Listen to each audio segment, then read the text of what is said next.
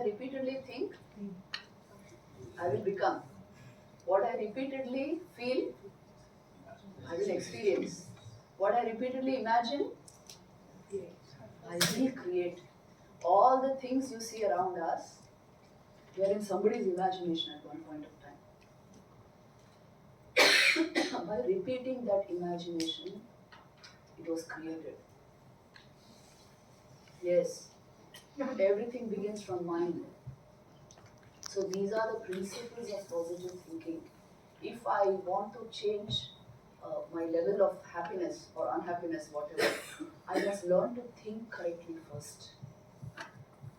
If I'm constantly worried, in fear, blaming others and labeling others, catastrophizing, do you think we can be happy? Happiness is a state of mind. Unless mind is clear and positive, your vital energy will deplete. Only positive thinking enhances vital energy. So you feel energetic and happy. So take care of this. How I think, what is the nature of my self-talk determines my happiness. This slide is very important. That's why these are practical tips to happy living. So how do I think usually? See, do we ever think like this? I'm really blessed. Everything has come into my life. God's blessings are on me. I can do anything and everything. Because I'm a spark of the divine. I'm a child of God. All the bounties of life have come into my life. I'm really blessed. Do we ever think like this? Subah okay, morning, you get up and then what you keep thinking? Oh, this didn't happen. Due to this guy, it didn't happen. Oh, that should have happened. See, this is our problem, When we don't think correctly, and throughout the day we are doing this, we are just wasting our thought power. Because remember, life does not create thoughts. Thoughts create life. Life does not create thought. Thought creates life. If you begin the day with a negative stream of thought, the experiences of life will go on adding on, to the negativity. But you begin positively, learn to, that's why this reprogramming is required in our subconscious, every day you have to think positive. That's why I gave you that video, Miracle of Positive Thinking. First, our thinking should be corrected. Really, God's bounties have found place in our lives, but we don't acknowledge it. See, we are not grateful. We don't savor, we don't appreciate wholeheartedly. Yeah, and we are very ready to blame, to find fault. How will we be happy? So you see, attitude of positivity, very important. It's the most important habit for happy living. If you are thinking correctly, your energies will be enhanced. Everything will work for you. It's all mind power, and your thoughts create your experience of life and not vice versa. So take care of this. And the next point is learning to let go and forgive as opposed to revenge. Deliberately encouraging negative states of mind. This is a habit with many people. This we have to let go. You have to let go. Forgiveness is a state of mind. Forgiveness is a state of mind. So if the mind is able to let go, and just like how we make faults, somebody has made a fault. Why should you blame? Let go. And you see, you gain back your positive state of mind. So this should be there. A noble mind will forgive. And a really bad mind doesn't forgive. It holds on to resentments, negativities, and suffers them, and makes others also suffer. So take care of this. Then you see, boosting your neuroplasticity. Because you all know about neuroplasticity, isn't it? The brain is plastic. You actually can, through your thinking pattern, thought patterns, you actually make your neural pathways. Yes, and your neuroplasticity. So you can boost your neuroplasticity through positive, right thinking. So that your memories now are positive. And constantly the self-talk that you have, it's completely programmed into positivity. You usually don't suffer frustration and anger and depression. Please check this. These are all signs of mental health. First is you don't suffer negativity. Second is you don't blame anyone. Third is you are full of vital energy. These are all signs of mental health. Fourth is, suppose there is a problem in your life, you don't catastrophize. You see, Bhagavad Gita is constantly talking of equanimity of mind. Your mind is equanimous. You are able to take any problem, just give things the importance they deserve, not blow them up. This is a sign of mental health. So all this is important. See, these are the habits for happy living. Now check and see. When our mind doesn't do all this, you see, periodically then it will go into low level states, depleted energy. And if this continues for a long time, it leads to a lot of frustration and then depression. So check it out and see. And then one of the most important habits of happy living are mindfulness meditation. Remaining mindful, which means present at the moment. Always, from moment to moment, if you are present, you are living in awareness.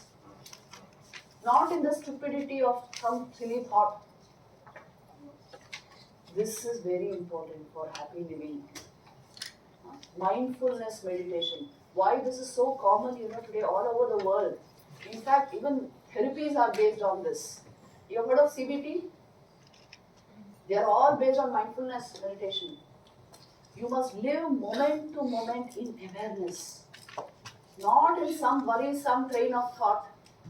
Not in some, decayed memory. That is why mindfulness meditation is important. So, something of this should come into our lives. These are the habits for happy living. Without this, a mere rasgulla is not going to keep you happy. No sense object can provide that level of happiness. We must work on our minds. So you see, these are the great exemplars of the highest happiness because they would exude intelligence and bliss. And so devotion to them also gives a very high degree of happiness. In fact, the highest degree of happiness. That is why the spiritual masters of the world have such an impact on human society. This is the reason why they are actually exuding happiness and deep peace. They are at peace with themselves, so they bring peace into the world. It's a transformed consciousness, please see. A crystallized, intense, pure consciousness. Sri Ramakrishna's face, Buddha's face, and you see Christ on the cross also. He is begging forgiveness for people who put him on the cross. How are these states of mind possible?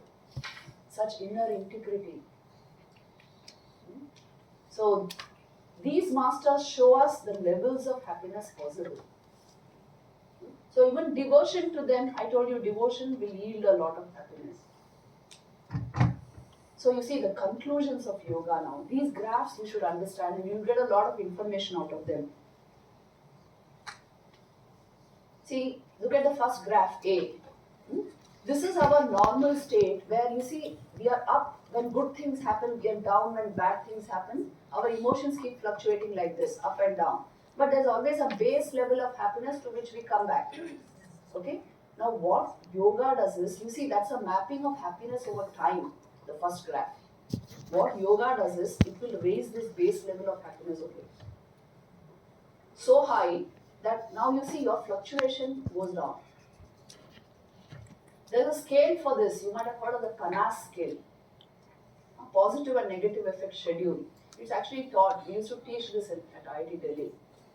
You can measure your level of emotional fluctuation over a period of time and see how much it fluctuates and where your base level of happiness stands. So this itself, I told you, yoga raises the bar of happiness. Base level of happiness itself is raised. So that now this fluctuation will not be there. A steady state of mind, a calm state of mind, where there's clarity, where there's high awareness, this automatically will produce greater happiness. So that's what the first graph indicates. And the second graph, you see, is giving you a very important equation. This is the equation between awareness and vital energy.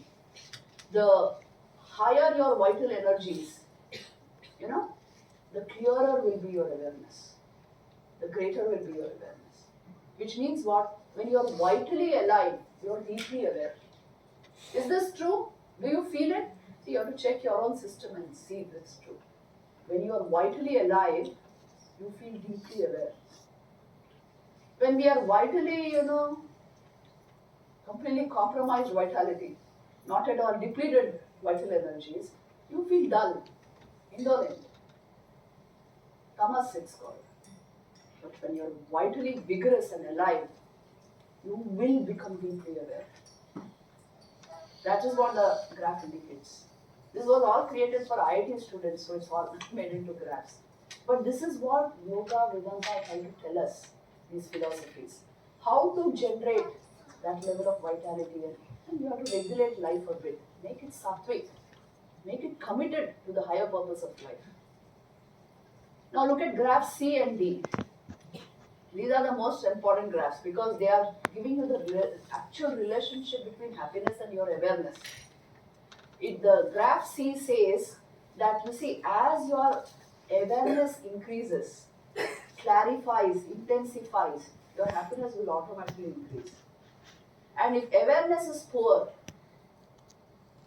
happiness will decline and worries and fears and drama of the mind will come big, will make it big in your mind. So your happiness is an exponential function of your awareness.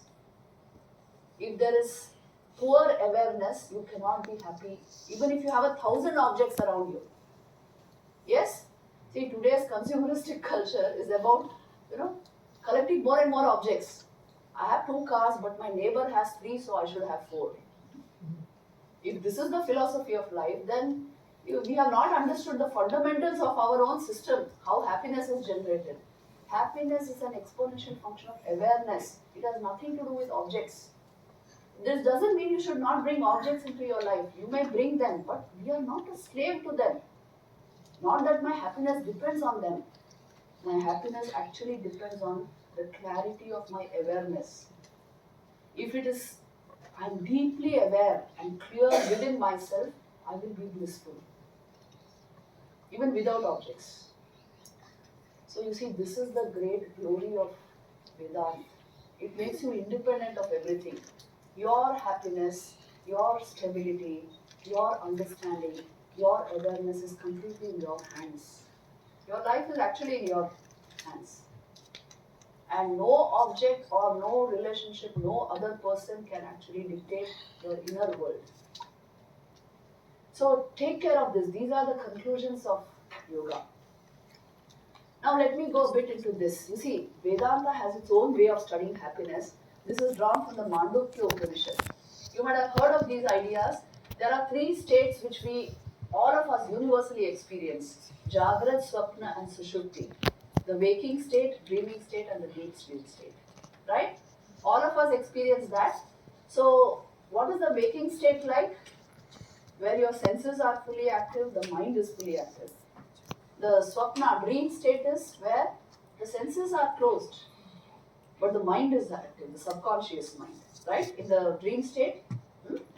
And the Sushupti, deep sleep state is when both senses and mind are closed, inactive, shut down.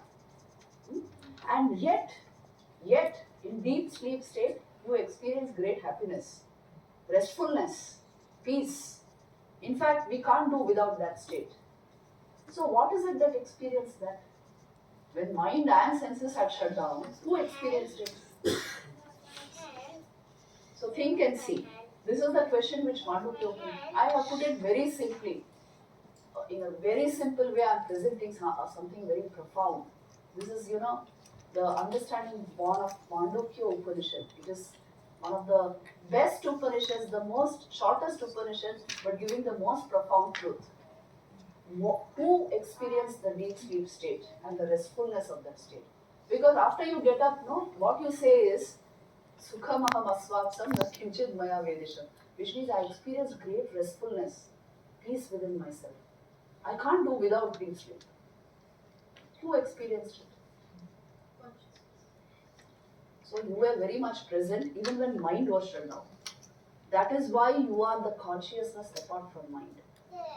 It is called Anvyay Vyatireki Yukti. It's a kind of logic where you are finding the unchanging, you can say invariable, in the midst of three variable states.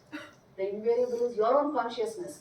You experience the waking state, you experience the dream. You as consciousness experience the waking state, you as consciousness experience the dream state, and you as consciousness experience the deep sleep state. And we're able to say something about all the states. So you're quite apart from the body-mind complex. This is the understanding. So this is how they have come into this. You see there, they have just removed the common factor between the three states, Jagrat, Swapna and Sushupti. And what did they discover as a result? Bliss is the inherent nature of the self. It oozes out through the mind. So the clearer the mind, the more the bliss is felt. So bliss is the inherent nature of the self, even as consciousnesses.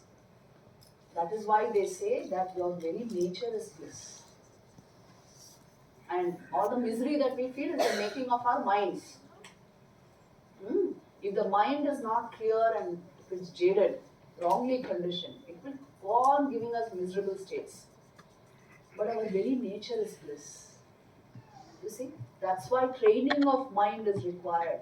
This is the value of discipline in personal life, in everyday life.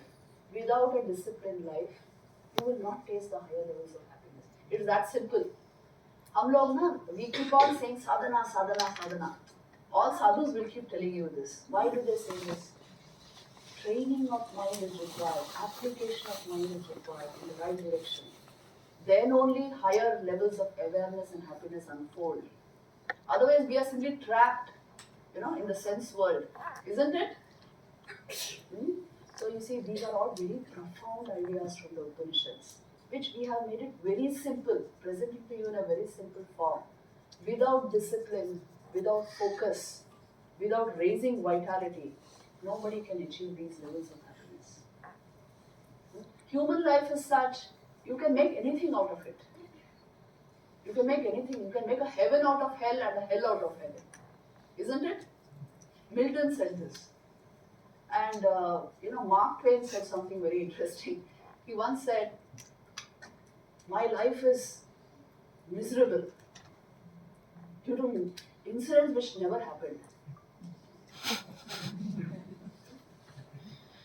Just thinking, and you experienced it. But it never happened actually. So many of us live like this. We are trapped in the mind. We are trapped in the mind. So unless there is training and discipline, some level of sadhana, that's why, yoga, Vedas, only austerity. That is intelligence. If that is there, you will automatically unfold all this. Automatically. So then let's go into this. So conclusions of Vedanta. Where exactly does happiness come from? The profound and mind-boggling logic of Mandukya Upanishad is happiness is independent of objects. Happiness is independent even of the mind. Happiness results from something behind the mind, the self. The mind only filters it into the system. That's all. If it's clear enough. I told you, if there are blocks in the mind itself, then that light cannot be seen. So you see, it all comes from the self, from the source of your own being. This is what they will keep telling us again and again. That's why Atmanam Vidhi, Mrityu Samrityu Mapnodi, Ya Ihananeva Pashyati, Brahmavedam Idam Sarvam, Sarvam Khalu Idam Brahma. All the time Upanishads are telling us all this only for this reason, that we turn our attention towards the self. Discover this great truth. About happiness itself, see, who is it who is not wanting happiness? But where are we searching for it? That is why it's very, very important to dive deep into whatever you call it, self-knowledge, Vedanta, spirituality, but it should bring us to this. Bhagavad Gita also gives very deep insights. You see, there are 3 categories of happiness, it will tell us. The first is sattvic happiness. Its characteristics are, it brings joy to the soul and intellect through tranquility by control of senses and mind. And its effects are, it is like poison at first. Because control, young people feel it's like an imposition. They don't like it. So it feels like poison at first, but it's like nectar at the end. And it leads to long-term satisfaction. But Rajasic happiness, you know what Rajas is? Huh? So this kind of happiness ensures from contact of the senses with sense objects. It is like nectar at first, but like poison at the end. And it leads to short-term satisfaction. You see how true all this is. And tamasic happiness has the power to stupefy and destroy, born of indolence and obstinacy, and it only leads to depression. But half the world is only conditioned towards tamasic happiness. That's the problem. So the implications are, happiness depends on the state of your mind. A pure sattvic mind is always happy with or without objects. For every state, there is a degree of associated happiness. To maximize your happiness, clarify and intensify the state of your mind. And transcending mind through yoga gives the highest happiness. Now let's just quickly look at the obstacles to happiness and we'll conclude. First of all, the number one obstacle is alienation of mind from its source, which means no self-knowledge. That's number one cause for unhappiness. Then emotional insecurities. They feature in a big way in today's modern life. These are the most important causes, obstacles to our happiness. Third is mind conditioned into negativity. And in various ways, you see the perfectionist, too much expectation, social comparisons like jealousy, inferiority, materialism, judging everything by the pleasure it gives, maximizers, the simple greedy people, want even more even when satisfied, and unable to enjoy the moment, no gratitude. All these people create obstacles to their own inner happiness. A self-alienated mind will remain unhappy no matter how positive its content. This is the core cause for depression. Please see. So remember, you don't have to be in the same room to catch someone's stress, right? It is transmittable by email, text, and social media. Emotions are contagious online. So you see, we are generating our unhappiness by ourselves. These are all obstacles to our happiness. So then, the summary, the conclusion is, happiness is the inherent nature of the self. It is perceptible to the mind through reflected consciousness.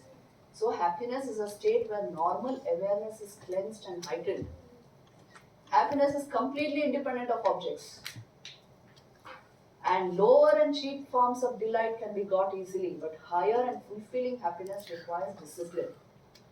So let me conclude with Vivekananda. He says, happiness and misery are states, and states must always change. But the nature of Atman, the self, is bliss, peace, unchanging. We have not to get it, we have it already. Only wash away the dross and see it. Work on ourselves. That's what he's asking us to do. Work on our own minds and uncover the higher levels of happiness.